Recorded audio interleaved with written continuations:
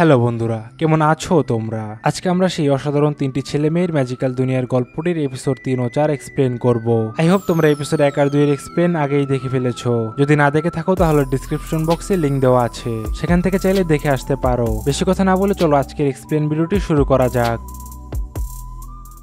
2 নম্বর এপিসোডের লাস্টে আমরা দেখেছিলাম রোজ উসাতোকে ফিক্কামাইরা জঙ্গলের মধ্যে ফেলে দিয়েছিল। এরপর 3 নম্বর এপিসোডে আমরা দেখি উসাতো নিচে পড়ার সময় বলছে, আমি এত সহজে মরতে পারি না। নিচে পড়ার পর বলে, আমি বেঁচে আছি, আল্লাহর লাখো কোটি শুকরিয়া। ঠিক আছে, আমি একটি গ্র্যান্ড গ্রিজলি শিকার করেই যাব। ওইটা তো শুধুমাত্র 2 মিটারের একটা লম্বা ভাল্লুক, আর আমি যে ধরনের ট্রেনিং নিয়েছি এটা তো সহজেই। এতটুকু বলার পরেই সেখানে একটি গ্র্যান্ড গ্রিজলি চলে আসে, আর এটাকে দেখি উসাতোর অবস্থা খারাপ হয়ে যায়। এরপর আমরা দেখি উসাতোর পিছনে গ্র্যান্ড গ্রিজলি দৌড়তে থাকে, আর দৌড়াতে দৌড়াতে উসাতোর অবস্থা খারাপ হয়ে যায়, কিন্তু কোন রকম ভাবে উসাতো নদীতে লাফ দিয়ে বেঁচে যায়। আসলে উসাতোর এই দৌড়ানোর সিনটা অনেক মজার ছিল। এক্সপ্লেন দেখে আপনি সেই মজাটা কখনোই পাবেন না, এজন্য আপনাকে ফুল এপিসোড দেখতে হবে। যাই হোক, আমরা গল্পে ফিরে যাই। এরপর আমরা দেখি উসাতো নদী থেকে উঠে বিকেলে নিজের কাপড় শুকাতে দিয়ে বলে, এটা আমি কোথায় ফেসে গেলাম? ব্যাগের মধ্যে শুধু ইমার্জেন্সি খাবার, পানি আর একটা চাকু আছে শুধু। তখন উসাতো খাবার খেয়ে ঘুমিয়ে যায়। এরপর সকালে উঠে জঙ্গলের ভিতরে হাঁটতে শুরু করে। কিছু দূর হাঁটার পর উসাতো একটি ব্যথা পাওয়া খরগোশকে দেখতে পায়। তখন উসাতো নিজের হিলিং ম্যাজিক ব্যবহার করে খরগোশটির ব্যথা ঠিক করে দিয়ে আবারও হাঁটতে শুরু করে, কিন্তু খরগোশটিও উসাতোর পিছনে যেতে থাকে। তখন উসাতো খরগোশটিকে বলে, আমার পিছনে আসছো কেন? আচ্ছা, তুমি কি জানো গ্র্যান্ড গ্রিজলি কোথায় থাকে? এরপর খরগোশটি উসাতোকে গ্র্যান্ড গ্রিজলির ঘরের সামনে নিয়ে যায়। তখন উসাতো বলে, আমি বইয়ে পড়েছিলাম গ্র্যান্ড গ্রিজলিরা সবসময় একটি গ্রুপ বানিয়ে থাকে। এখন শুধু আমাকে ওদের শিকার করার জন্য একটি প্ল্যান বানাতে হবে। এরপর আমরা দেখি উসাতো নদীর কাছে দাঁড়িয়ে বলছে, এই পানিটা খেতেও আমার ভয় লাগছে, কিন্তু কি আর করার, আমাকে খেতেই হবে। পানি খাওয়ার কিছুক্ষণ পরে আমরা দেখি উসাতোর পেট অনেক ব্যথা করছে। তখন নিজের হিলিং ম্যাজিক ব্যবহার করে উসাতো পেট ব্যথা ঠিক করে নেয়। এরপর আমরা দেখি খরগোশটি একটি গাছের উপরে উঠে উসাতোকে ডাকতে থাকে। তখন উসাতো গাছের উপরে উঠে বলে, কি হয়েছে, এত ভয় পাচ্ছ কেন? মনে হয় কোনো রাক্ষস আশেপাশে আছে। তখনই সেখান দিয়ে একটি বড় সাপ যায়, যেটাকে দেখে উসাতোর অবস্থা ভয়ে খারাপ হয়ে যায়, আর মনে মনে বলে, আমি এমন কোনো জিনিসের কথা বইয়ে পড়িনি, এটা আবার কি? দেখে মনে হচ্ছে ও অনেক ভয়ানক, আমাকে যে কোনো উপায়ে এটার থেকে দূরে থাকতে হবে। এরপর আমরা দেখি উসাতো গ্র্যান্ড গ্রিজলিকে লুকিয়ে লুকিয়ে দেখার সময় বলছে, আমি 4 দিন ধরে শুধু গ্র্যান্ড গ্রিজলির উপরে নজরে রাখছি, কিছুই করতে পারতেছি না, কারণ 4 দিন আগে দেখা সেই সাপটির কথা আমি এখনো বলতে পারিনি। এরপর দিন উসাতো চিন্তা করে, আজকে যাই হোক না কেন আমি গ্র্যান্ড গ্রিজলির শিকার করেই ছাড়বো। এরপর উসাতো গ্র্যান্ড গ্রিজলি যেখানে থাকে সেখানে গিয়ে দেখে গ্রিজলিগুলোকে সেই বড় সাপটি মেরে ফেলেছে। তখন উসাতো খেয়াল করে বাচ্চা গ্রিজলিটি বেঁচে আছে আর নিজের মায়ের জন্য কান্না করছে। এটা দেখে উসাতো অনেক রেগে সাপটিকে খোঁজার জন্য জঙ্গলের ভিতরে চলে যায়। এরপর অন্যদিকে আমরা দেখি কাজুকি আর সুজুনি উসাতোর সাথে দেখা করতে আসে। তখন টং বলে, উসাতো তো বসের সাথে জঙ্গলে ট্রেনিং করতে গেছে, 10 দিন হয়ে গেল বস আর উসাতো গেছে, আমরা জানি না কবে আসবে। এটা শুনে কাজুকি উসাতোর জন্য অনেক বেশি চিন্তা করতে থাকে। তখন সুজুনি বলে, কাজুকি তুমি উসাতোর জন্য একটু বেশি চিন্তা করছো। এর উত্তরে কাজুকি বলে, মানে আপনার কি ওর জন্য চিন্তা হচ্ছে না? তখন সুজুনি বলে, এমন না যে আমার ওর জন্য চিন্তা হচ্ছে না, কিন্তু মিস রোজ যেহেতু ওর সাথে গেছে তাই চিন্তা করার কিছুই নেই, আর আমার উসাতোর উপরে পুরো বিশ্বাস আছে, তুমি দেখো ও সুরক্ষিত ফিরে আসবে। এরপর আমরা দেখি উসাতো ওই বড় সাপটিকে মারার জন্য ভালোভাবে খেয়ে ব্যায়াম ট্যাম করে বলে, এখন আমি সাপটিকে মারার জন্য পুরোপুরি প্রস্তুত। তারপর উসাতো জঙ্গলের মধ্যে অনেক খোঁজাখুঁজির পর সাপটিকে খুঁজে পায়। তখন উসাতো সাপটির সাথে মারামারি করতে করতে সাপটির একটি চোখ নষ্ট করে দেয়, কিন্তু তবুও সাপটি উসাতোর হাতে কামড় দিয়ে উসাতোকে দুর্বল করে দেয়। তখন উসাতো নিজের হিলিং ম্যাজিক ব্যবহার করে আবারও ঠিক হয়ে সাপটিকে মারতে যায়, আর আমরা দেখতে পাই তখন সেখানে বাচ্চা গ্রিজলিটিও উসাতোকে সাপটিকে মারতে সাহায্য করছে। এরপর উসাতো আর বাচ্চা গ্রিজলিটি মিলে অনেক কষ্ট করে সাপটিকে মেরে ফেলে, কিন্তু আসলে তখন সাপটি মরে না। সাপটি আবারও উঠে যখনই উসাতোকে মারতে নেয় তখনই রোজ সেখানে এসে উসাতোকে বাঁচিয়ে নেয়। তখন উসাতো বলে, ক্যাপ্টেন রোজ আপনি এখানে কিন্তু কিভাবে? এর উত্তরে রোজ বলে, এই খরগোশটি আমাকে বলেছে ওর নাম হলো কুক্কুরু, আমার পেট। তখন উসাতো অবাক হয়ে বলে, কিন্তু ওর সাথে আমার যখন দেখা হয় তখনও ব্যথা পাওয়া অবস্থায় ছিল।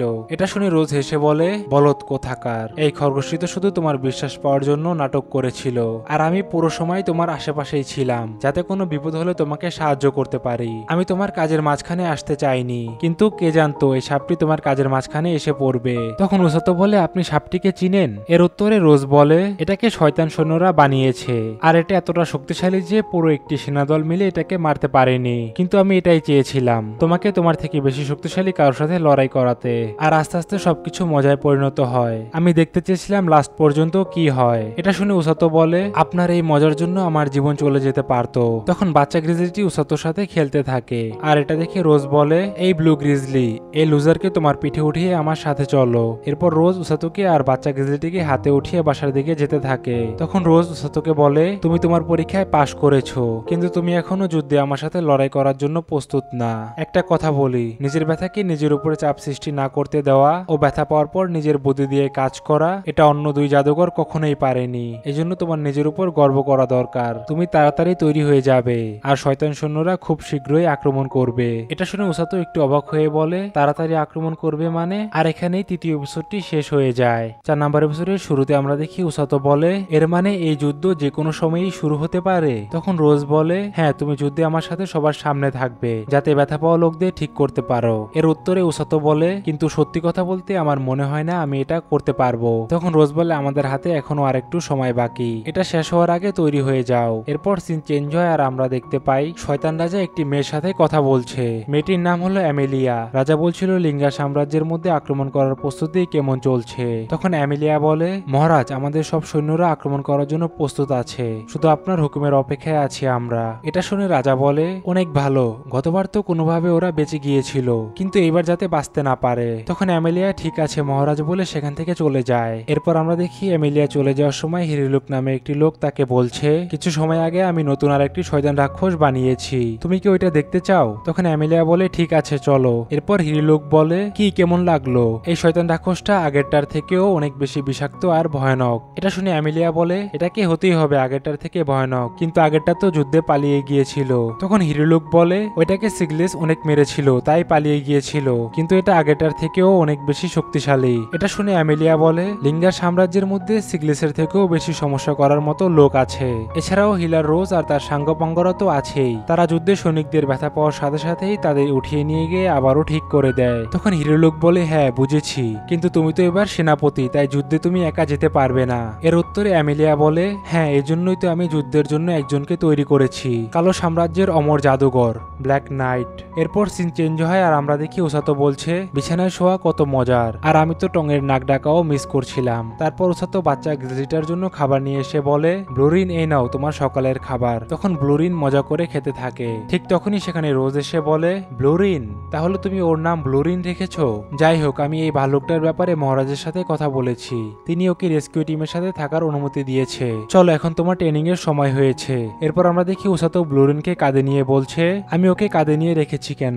ও তো আমার সাথে দৌড়াতেও পারে। তখন রোজ বলে, এমন মনে করো যে তুমি একটি যুদ্ধের ময়দানে আছো, আর তোমার কাঁধে একটি ব্যথা পাওয়া সৈনিক, যে করেই হোক তোমাকে ওকে বাঁচাতেই হবে। এটা শুনে উসাতো বলে, কিন্তু ও তো একটা ভাল্লুক। এর উত্তরে রোজ বলে, মনে করো ও ব্যথা পাওয়া একটি সৈনিক, এখন বেশি কথা না বলে দৌড়ানো শুরু করো। তারপর উসাতো দৌড়াতে থাকে, আর ওকে আটকানোর জন্য টং আর বাকি সবাই বিভিন্ন চেষ্টা করতে থাকে। অনেকক্ষণ দৌড়ানোর পর উসাতো ক্লান্ত হয়ে নিচে পড়ে যায়। তখন রোজ এসে বলে, তাহলে যুদ্ধের ময়দানে তুমি এতটুকুই টিকতে পারবা? ভয় আর চিন্তা মানুষকে ক্লান্ত করে দেয়, তাই নিজেকে শক্ত করতে হবে। যখনই তোমার শক্তি ফিরে আসবে তখনই আবার দৌড়ানো শুরু করবে। এটা শুনে উসাতো বলে, কি আবারও ব্লুরিনকে নিজের কাঁধে নিয়ে দৌড়াতে হবে? তখন রোজ বলে, হ্যাঁ অবশ্যই। এরপর উসাতো আবারও ব্লুরিনকে কাঁধে নিয়ে দৌড়াতে থাকে। তখন একটি ছেলে উসাতোকে দেখে ওর পিছনে দৌড়াতে দৌড়াতে বলে, দাঁড়াও, আমার কথা শোনো, একবার দাঁড়াও। এটা বলেই ছেলেটি নিচে পড়ে যায়। তখন উসাতো ছেলেটিকে দেখে তার হিলিং ম্যাজিক দিয়ে ছেলেটিকে ঠিক করে বলে, তুমি আমার পিছনে কেন আসছিলে? আমাকে কিছু বলার ছিল নাকি? এর উত্তরে ছেলেটি বলে, আমার নাম হলো ওরগা ফ্লার,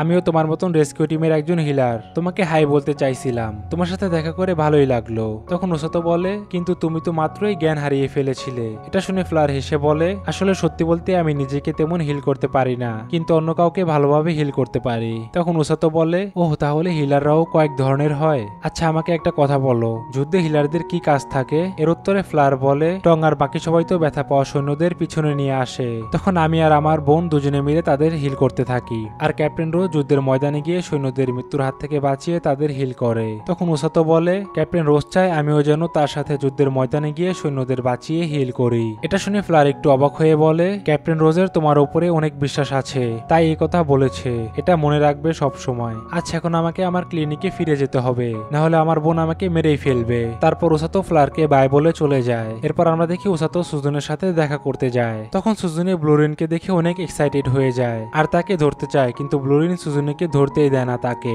এরপর সুজনে বলে, ওসাতো মনে হচ্ছে তোমার সাথে কত বছর পর দেখা হয়েছে। তখন ওসাতো বলে, হ্যাঁ ঠিক বলেছেন ম্যাম, আপনার হাত আমার কাছে দেন, আমি ঠিক করে দিচ্ছি। হাত ঠিক করে দেওয়ার পর সুজনে একটু লজ্জা পেয়ে ওসাতোকে জিজ্ঞেস করে, সত্যি কথা বলবে, তুমি কি শুধু আমার সাথে দেখা করতে এসেছো? এর উত্তরে ওসাতো বলে, হ্যাঁ আমি আপনার আর কাজুকির সাথে দেখা করতে এসেছি। এটা শুনে সুজনে বলে, এতটাও আবার সত্যি কথা বলতে বলিনি। যাই হোক, কাজুকি আজকে এখানে নেই, ও কমান্ডার সিগলিস ও বাকি সবার সাথে রাজ্যের বাইরে গেছে রাক্ষসদের সাথে কিভাবে লড়াই করতে হয় সেই ট্রেনিং নিতে। তখন ওসাতো বলে, আশা করছি কাজুকি সুস্থভাবে ফিরে আসবে। এরপর সুজনে বলে, কিছুদিন বাকি, তারপর কাজুকি আসলে বাইরে ট্রেনিং এ আমাকে যেতে হবে, আমি অনেক এক্সাইটেড। তখন ওসাতো মজা করে বলে, হ্যাঁ আমি জানি সামনের দিনগুলোতে আপনি অনেক মজা করবেন, আর আমি এটা এখনই দেখতে পাচ্ছি। এরপর ওসাতো বাসায় চলে যায়। যখন ওসাতো ব্লুরিনকে রেখে ঘরের দিকে তাকায়, তখন সেখানে রোজকে দাঁড়িয়ে থাকতে দেখে। এরপর ওসাতো রোজের কাছে যাওয়ার পর রোজ জিজ্ঞেস করে, ট্রেনিং কেমন হলো আজকে, এখনো কি তুমি ক্লান্ত হয়ে যাও? তখন ওসাতো বলে, হ্যাঁ মনে হয় অল্প একটু,